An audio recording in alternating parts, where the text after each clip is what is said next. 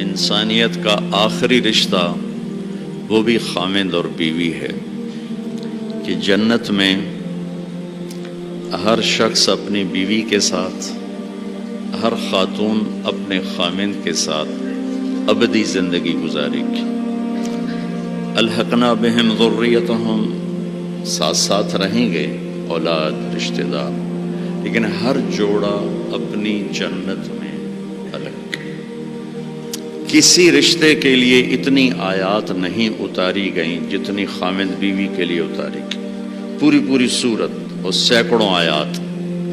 ماں باپ کے لیے چند آیات ہیں، اولاد کے لیے چند آیات، رشتہ داروں کے لیے چند آیات، لیکن خاوند اور بیوی کے لیے سینکڑوں آیات۔ دو وجہ سے اس کو زیادہ پھیلایا گیا ہے، ایک اس کی اہمیت، ایک اس کی نزاکت۔ اہمیت یہ ہے کہ یہ بنیاد ہے، یہ اگر ہل گئی تو سارا معاشرہ ہل جائے گا، اور نزاکت اس لیے ہے کہ کوئی رشتہ ٹوٹتا نہیں، ماں بیٹے کا، ماں بیٹی کا، باپ بیٹے کا، بھائی بھائی کا، بہن بھائی کا رشتہ ٹوٹتا نہیں، خاوند بیوی کا رشتہ ایک بول پہ ٹوٹ جاتا۔ تو اس لیے اس کو محفوظ رکھنے کے لیے قرآن نے مضامین بیان کیے۔ کسی رشتے کو اللہ نے اپنی نشانی کے طور پہ بیان نہیں کیا قرآن میں۔ زمین آسمان کو اللہ کہتا میری نشانی ہے، لیکن کسی رشتے کو اللہ نے نہیں کہا کہ میری بہت بڑی نشانی ہے۔ ایک رشتے کو اللہ کہتا ہے کہ یہ بھی میری بہت بڑی نشانی ہے، اور اس کو بڑی نشانیوں میں لے کر آیا۔ میری بہت بڑی نشانی ہے کہ میں نے تمہیں خاوند اور بیوی کے رشتے میں جوڑا، اور تین باتیں بتائیں جو کسی رشتے میں نہیں بتائیں۔ تمہیں سکون حاصل ہو، محبت ہو، غمخواری ہو، تین چیزیں اس رشتے میں بتائیں، سکون، محبت، غمخواری۔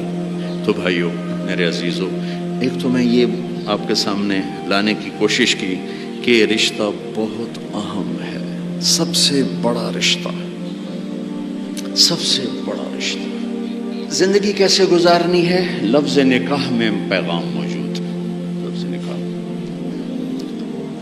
عربی ایسی زبان ہے جہاں ہر لفظ جہاں لگایا گیا ہے وہاں پورا پیغام لے کر آتا ہے، پورا پیغام۔ تو میں سوچتا تھا کہ اس رشتے کے لیے لفظ نکاح کیوں ہے، تو مجھے اتنی خوبصورت مناسبت ملی۔ نکاح کا مطلب ہے دو چیزوں کا یکجان ہو جانا، دو چیزوں کا یکجان ہو جانا، اور بارش کے پانی کا زمین میں جذب ہو کر یکجان ہو جانا، نیند کا آنکھوں میں اتر کر سلا کے یکجان ہو جانا، مرد کا عورت پہ اعتماد کر کے ایک جان ہو جانا، درخت کی شاخوں کا ایسے آپس میں مل جل کر یکجان ہو کر چھاؤں بنا دینا، یہ ہے لفظ نکاح۔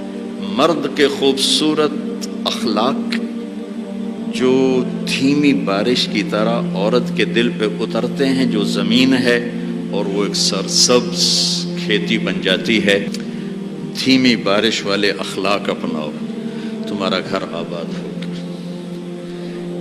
اخلاق بارش کی طرح ہیں اور بیوی زمین کی طرح ہے، اس کا دل تمہارے اخلاق سے متاثر ہو، نیند کا آنکھوں میں اتر جانا اور سلا دینا۔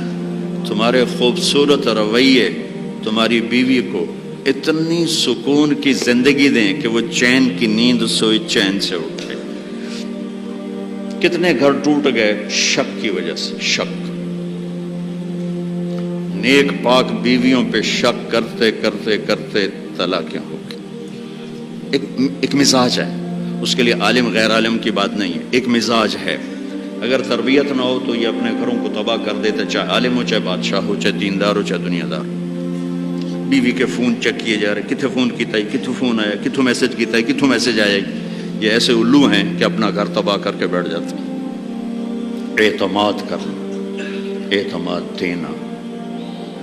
اور چوتھا مطلب ہے شاخوں کا جڑ کے چھاؤں بنا دینا، جس کے نیچے نسل پروان چڑھتی ہے۔ خاوند بیوی کے خوبصورت رویے اور اخلاق کہ یوں مل کر ایک چھاؤں بناتے ہیں اور اس چھاؤں میں اگلی نسل پروان چڑھتی ہے۔